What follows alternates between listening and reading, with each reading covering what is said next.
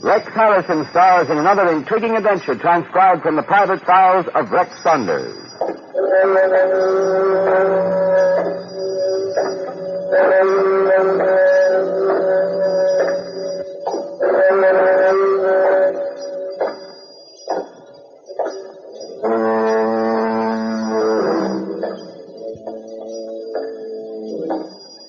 Concerning hunting.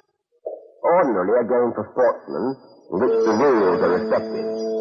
But thieves have no rules except to kill when they track down the human game.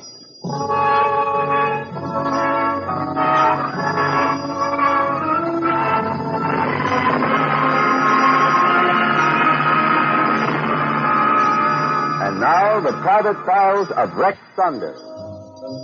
RCA Victor, world leader in radio, first in recorded music and first in television, brings you the celebrated star of stage and screen, Rex Harrison, in another exciting story taken from the private files of Rex Saunders, radio's newest man of mystery.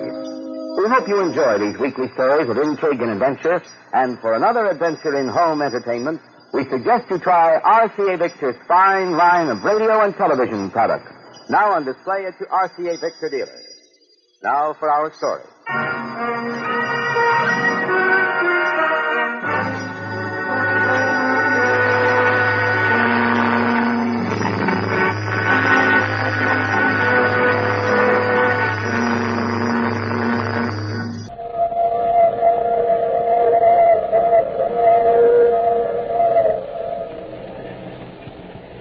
I was alone aboard the transcontinental train headed for New York and home. It was on the second day of the trip, about 10:30 in the evening. I'd just returned from the club car. I opened the door to my compartment and stepped in. The air in the room was heavy with the odor of freshly smoked tobacco. And then I noticed my traveling bag on the seat, opened and disarranged. Suddenly the compartment door slammed shut. But it wasn't I who'd closed it. Thanks for the use of the hall. I turned quickly. A swarthy-faced man with a sly smile stood with his back pressed against the door.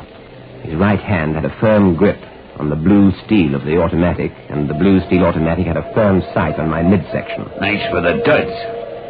He was wearing one of my suits. Nice suit. Good tailoring. I'm glad you like it. Of course, it's a little tight in the shoulders for you. Why don't you try one of the others? It might Don't move. You do just as I tell you, and everything's going to be okay. I don't suppose a question or two would be in order. What kind of question? Well, for example, what are you doing here, and why did you get into my suit? I'm crazy for style. Just crazy for it. Any more questions? No more questions. Someone's at the door. You keep your trap shut. You do what I tell you. Try any fast ones and you get a goodbye kiss, understand? Vividly. Open! Open up in there! Okay, open the door. Remember, you didn't see anybody. Nobody. I'll be right behind the door with the shooter pointed at your head. Now go ahead, open it. Yes? What is it? Everything okay in your compartment? Oh, yes, everything's just fine. Well, then I guess you haven't seen him either. Him? Who are you talking about? Are you looking for someone in particular? Yeah, very particular. My name is Macon. Bert Macon, detective first grade. Ah, police. Yeah, Chicago homicide. I'm after Nick Lopez. For 6 months I've followed his trail. Then I finally track him to Frisco. I was bringing him back to Chicago on this train. He pulls a sick act. When I go to help him, he plants one on me and gets away with my gun. I'm covering every inch of this train from the engine on back. Lopez is aboard someplace, and he's not getting away from me again. I judge, Macon, from the way you talk, this Lopez is a dangerous criminal. More than dangerous. He's crazy. He's a wild, crazy killer. I was bringing him back to Chicago to face a murder rap. Murder? And now he's loose on this train. Yeah. It looks like there's only one way to stop him. Kill him on the spot. Well, I'd better get going. Now get over there and sit down where I can keep a good eye on you. So you're Nick Lopez. Get your clothes off. What? You heard me. Get them off. And then you're going to get dressed again. In this suit, mine. Your suit? You're going to wear it. I'm getting out of this, and you're going to help me. And just how do you expect to escape? You heard what the man said. There's only one way to stop me. Kill me on the spot. Shoot me down. Only now, when the shooting comes, you're going to be me.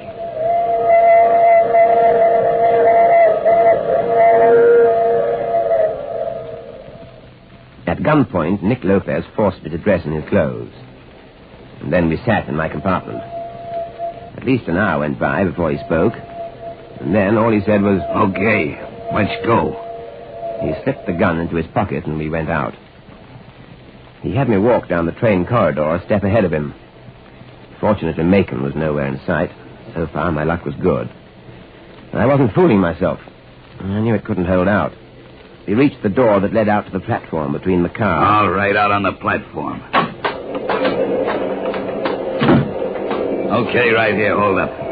What's the idea, Lopez? What happens here? I got a little surprise for you. You'll see in a couple of minutes. In the semi-darkness, I saw Lopez refer to his watch once again. I didn't know what to expect. And then I noticed that gradually the speed of the train was being cut down. We were rounding a sharp turn. This is it, Chatterbox. Open the outside door. What? Come on, do what I tell you. Open that door. I stood in the open doorway facing a blue-black night. Then Lopez spoke again, just once more. This is the surprise.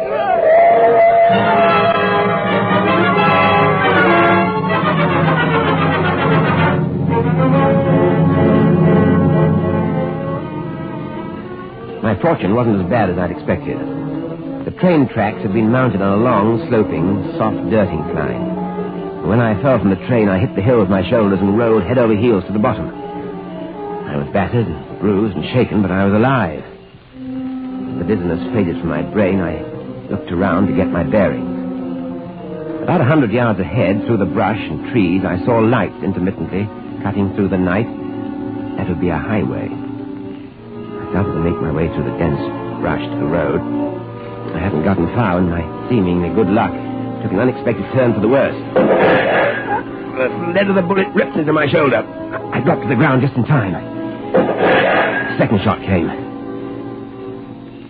I lay there on the ground. The pain in my shoulder burned with a fierce white heat. And then, from a short distance off, I heard a movement in the brush. It came nearer and nearer. I lay there and waited. In a moment, the thicket at my feet was pushed aside. I could make him out standing there, looking down at me. A large man, in his hand I saw the revolver. I heard the sharp click of the gun cylinder as it turned. I gathered my ebbing strength and set myself.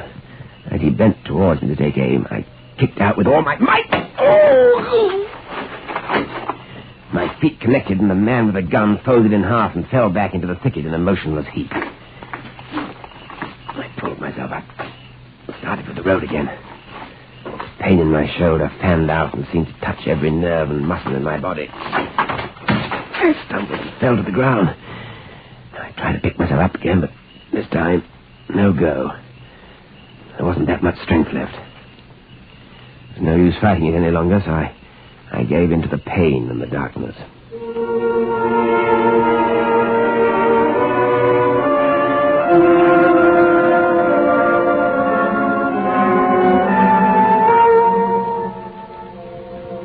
Before my eyes opened, my nostrils took in the soft, sweet smell of perfume. The odor was my first touch with consciousness. Her voice was the second. How do you feel now? I opened my eyes. Feel better? Well, I'm alive. Or am I wrong? Is this a dream? You're very much alive. The doctor said you'll be fine by tomorrow. Doctor? Mm-hmm. He left an hour ago. You lost quite a bit of blood, but outside of that, you're all right. I see. Now, you just stay right there on the couch and rest. I know this is going to sound old hat, but just where am I? My apartment. Your apartment? And who are you? Don't you know? I'm afraid I don't. I never saw you before in my life. But he told you about me, didn't he? Look, really, I've no idea what you're talking about. How did I get here? I took you in my car. You were in the brush? Yes, I was waiting. I heard the shots, and then I found you. What about the man who was out to kill me? Who was he? Oh, well, I don't know. I didn't see him. I got you out of there as fast as I could. You make it seem as if you were expecting me. I wasn't expecting you. But after I looked you over, I knew that he sent you in his place. It was arranged so that... Oh, wait a minute. You said you knew he sent me in his place? Yes, that's right. Are you talking about Nick Lopez? Yes, I'm talking about Nick. You were wearing his suit. That's how I knew. What have you got to do with Nick Lopez? Oh, you don't remember. Nick must have told you about me. Now, don't start that remembering business again. Answer my question. What is the connection between you and Lopez? It was all planned. I was to try to help Nick to escape. My name is Kitty Lopez. I'm Nick's wife.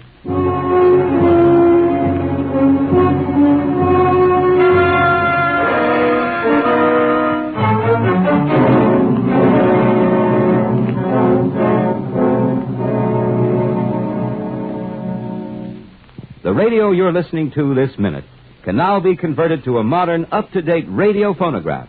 For as little as $12.95, you can buy the RCA Victor 45 attachment and play it through your present radio, phonograph, or television set. Think of what that means. Now you can enjoy the music you want when you want it. Now you can enjoy it at its very best with RCA Victor's new system of recorded music, the 45 attachment.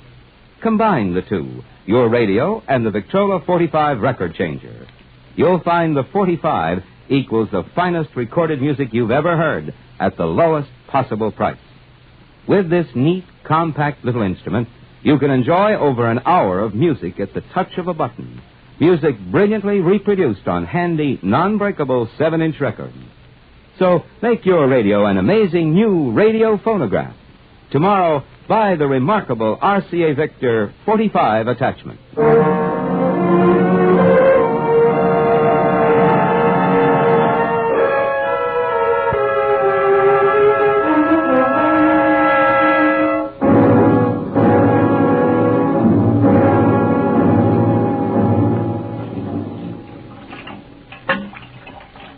To counteract the sedative the doctor had given me, I had Mrs. Lopez bring me a basin of water. For several minutes I doused my face in the cold, fresh liquid, and the feeling of sleepiness began to slip away. How about some black coffee? That might help. No, this is fine. I'm all right now. I'm wide awake and eager to hear your story, Mrs. Lopez. Well, Mr. Saunders, it's just as I started to tell you. I was trying to help Nick escape. I was with him when the Chicago policeman closed in on Nick in San Francisco. He said that I was to check on the train, which was to take him back to Chicago. He told me that he'd managed to get away from the policeman on the train and jump off just before the train pulled into St. Paul. There's a sharp curve about 10 miles out where the train has to slow down. Yes, that's where I went off the train. But there must have been some reason for him sending you in his place. He didn't just send me, Mrs. Lopez, I told you. He pushed me off that train with intent to kill. Oh, no, you're wrong. Nick wouldn't do a thing like that. Oh, no, really. After all, your husband is already wanted in Chicago for one murder. You've got him wrong. They've all got Nick wrong. He didn't kill Fred Gilmer. Nick didn't do it. I know he didn't. You seem to know a great deal about it. I know everything. And I know that Nick didn't kill Gilmer. Nick hated him, but he didn't kill him. You've got to believe that. You might help me understand matters a little better if you'd give me the details surrounding the murder. Well, Nick, Fred Gilmer, and George Stone started a trucking business 5 years ago. They have a run between St. Paul here and Chicago. Nick and George Stone always got along fine, but Fred was always trying to stir up trouble. He was always trying to get George to help him push Nick out of the business. Fred handled the business at the Chicago end of the run. He tried to pull a real dirty deal on Nick 2 months ago. When Nick found out, he went to Chicago to have it out with him. And murdered Gilmer. No, I tell you, he didn't. Well, the Chicago police seem to have evidence to the contrary. I don't care what they have. Nick didn't shoot Fred. Someone else did. Who? I don't know. But your husband does? I think so. He wouldn't say, but I think so. Oh, pardon me. Hello? Oh, yes, he's here. Just a moment. Mr. Saunders, it's for you. It's that call you put into New York. They're ready now. Thank you. Hello, Alec. Hello, Rick. I'm calling from St. Paul. Yes, the operator told me. I thought you were on the train. What are you doing there? I was temporarily sidetracked. What's up? An unexpected case came up. Now, listen carefully, Alec. I'm going to give you some details. I want you to fly out here. Take the first plane available. All right. But you're not to come direct to St. Paul. What? I want you to stop over in Chicago and do some checking for me. Now, listen to what I tell you. Go ahead, Rex. Alec? Hello? Alec? Alec? Mrs. Lopez, Yes, what is it? I think your wire's been cut. Someone knows I'm here and using your phone. But how? Just a minute. What are you going to do? Have a look out of this window over here. Mrs. Lopez, come here. Look over there across the street. That man. Mr. Saunders. Do you recognize him? Yes, I do. It's Harry Gilmer, Fred's brother. I recognize him, too. But how could you have seen him before? He was the one who shot at me tonight. He was the one who tried to kill me after I was pushed off that train. Mrs. Lopez, get down.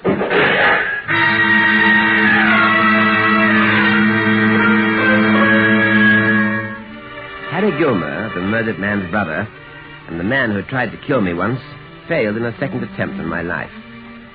I didn't intend to give him any further opportunity. Alec arrived in St. Paul the following morning. That afternoon I went to George Stone, the man who I thought could give me the best lead to Harry Gilmer's whereabouts. Stone, you remember, was the third man in the trucking partnership. Well, Mr. Saunders, they certainly put you through the ringer, didn't they? I thought perhaps you might help me locate Harry Gilmer. I'd like to help you, but I haven't seen Harry since his brother Fred was buried. I didn't even know he was in town. Harry lives in Chicago. You know, one thing gets me, though. What's that? Why should Harry try to kill you? Well, that, Mr. Stone, should be fairly obvious. Well, it's not to me. Well, Nick Lopez and I have about the same build.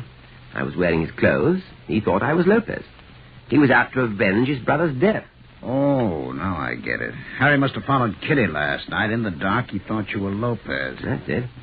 Do you think Nick is guilty of killing Fred Gilmer? I don't know. Mrs. Lopez is certain he didn't. She's his wife. She's crazy about the guy. Excuse me. Hello. Yes, this is Georgetown. What? When? Yes, all right, Inspector. I'll be right down. Well, Mr. Saunders, you don't have to worry about Harry Gilmer anymore. The police have him? Yes, they have him. In the morgue. They found him in an alley on the east side of town. Shot to death.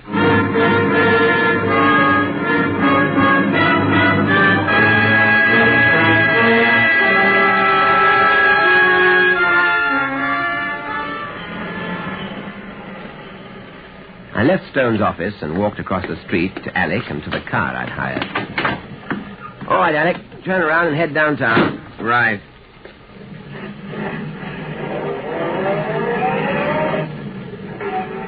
Alec, I said turn around. You're going straight ahead. He's going the way I ordered.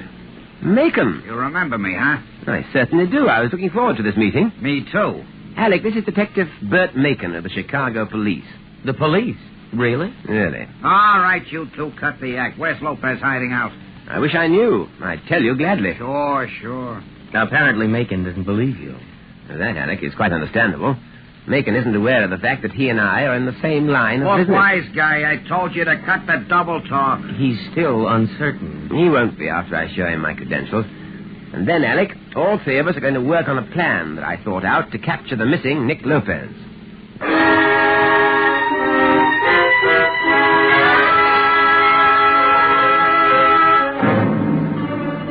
The plan that I'd thought out involved a wiretap on Kitty Lopez's telephone line. If Nick was in town, it was a good bet that he'd try to get in touch with his wife. We spent the better part of the day and evening in the basement of the apartment house. And then at 11:45, there was a ring. Her line's ringing, Macon. Hello? Kitty, Nick. Nick, where are you? Are you all right? Yeah, I'm okay. I'm in a phone booth downtown. Nick, they'll get you. Don't you worry. They're not getting me. Not till I get done what I come back to do. You know that Harry Gilmer's dead? Yeah, I know. Now, look, Kitty. I need some clothes and some dough. But... I gotta get them right away, tonight. You bring them to me. Where? River Street, between 5th and 6th. It's a warehouse. You get there by 12:30. River Street, between 5th and 6th. Right, 12:30. Just walk up and down in front of that warehouse.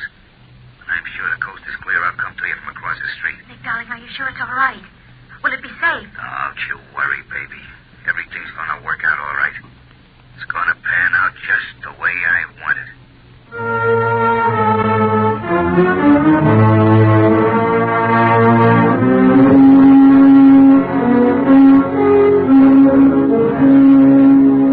Macon, Alec, and I had taken up our station in a darkened hallway across the street from the warehouse. At 12:28, a taxi turned into the street and pulled to a stop midway in the block. From our vantage point, we saw Mrs. Lopez get out of the cab. Then the car went on to disappear into the night. There she goes. She's starting to walk, just as he told her to. Hold it. What is it, Saunders? Up the block. Coming out of the shadows. The man. Yeah. A man named Lopez. We watched Lopez come along the sidewalk. And then he stepped off the curb and started across the gutter. We followed his every move with eager eyes. So eager that we neglected to notice the speeding auto that came tearing through the night. The car that bore down on Lopez before he got halfway across that street.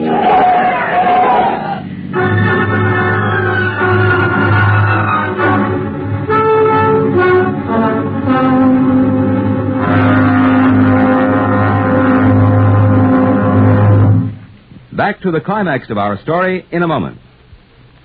RCA Victor is world leader in radio, and with good reason.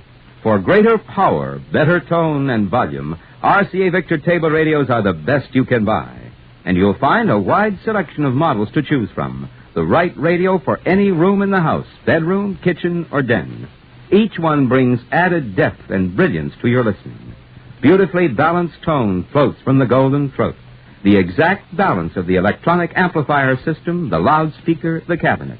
And only with this precise coordination can you enjoy tone as you've never heard before. Yes, RCA Victor table radios sound better, and they look better. Every single one has the superb styling you'd expect to find in America's finest radios, yet you'll discover that they're priced to fit even the most modest budget. It's a combination that can't be equaled. Performance, beauty, low cost. It's a combination you'll find only in RCA Victor.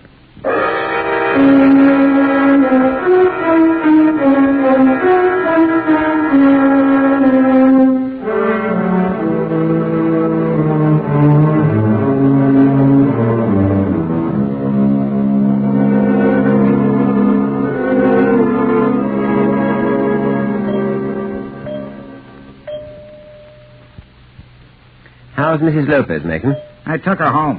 One of the neighbors is looking after her. What about Lopez? The doctors are working on him. Working on him? I thought he was dead. It looked that way. Too bad an accident had to interfere with justice. I don't think it was an accident. What are you getting at, Saunders? I'm convinced that Mrs. Lopez was right. Her husband escaped from you to prove his innocence. That's why he returned here to St. Paul. That car made a deliberate attempt to kill him, to close his mouth forever. Luckily, that attempt failed. And now, perhaps when he's well enough, we'll hear the full story from Nick's own lips.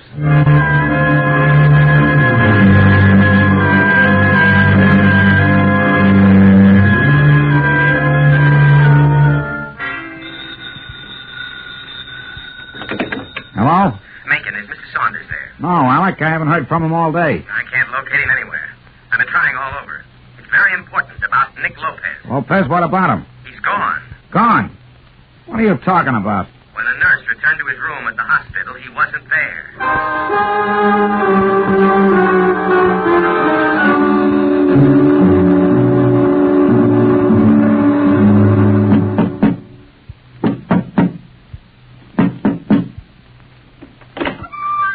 You're late. Sorry, Mr. Stone. I had trouble with my car. All right. Come on in. Well, I hear it came off okay. Like clockwork. The boys got him out of the hospital with no trouble at all. Where is he? Over there in the cot. Oh, yeah. Done up like a mummy. And that's just what he's going to be when we get through with him tonight. A mummy.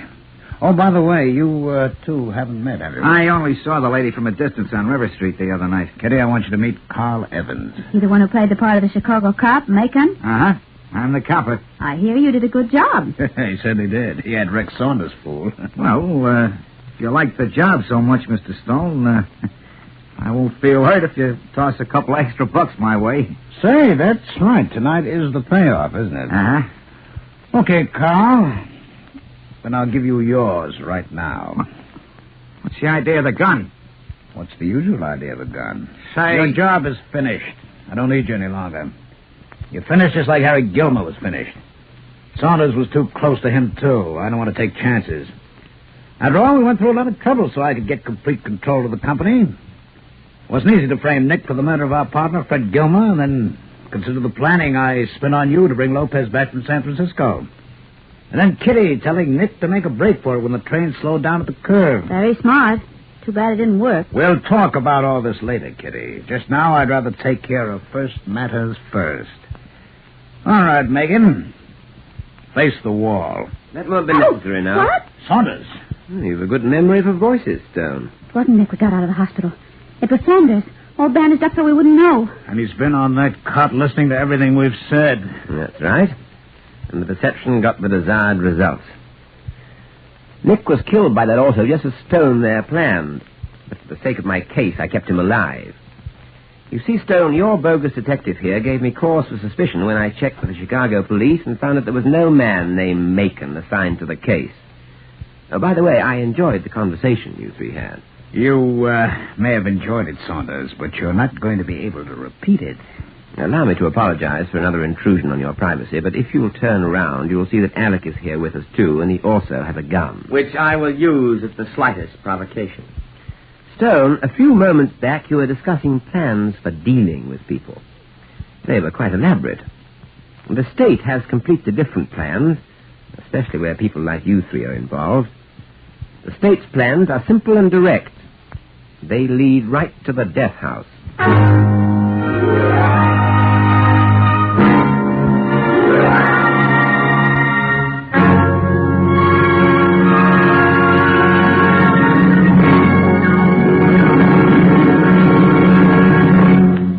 In a moment, Rex Harrison will return to tell you about next week's story. First, an invitation from RCA Victor. Next chance you get, drop into your dealers and look over the wide variety of RCA Victor home instruments designed to bring you the very finest in home entertainment. We know you'll find just the right instrument for family fun at a price that will fit your family budget. Fine instruments with world-famous RCA Victor quality built into every feature and detail. See them tomorrow at your RCA Victor dealer.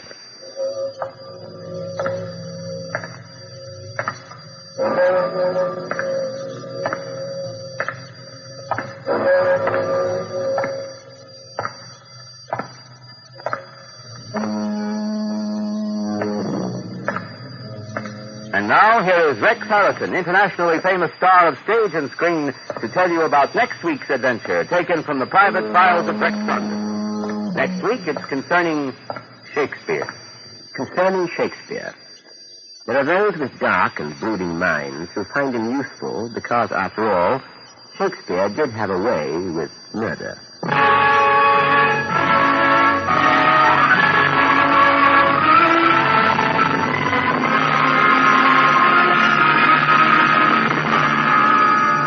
You have been listening to another intriguing adventure transcribed from the private files of Rex Saunders, written by Ed Adamson. In the cast were Leon Janney as Alec and Leslie Woods as Kitty. The entire production was under the direction of Hyman Brown. This is Kenneth Banghart speaking for RCA Victor.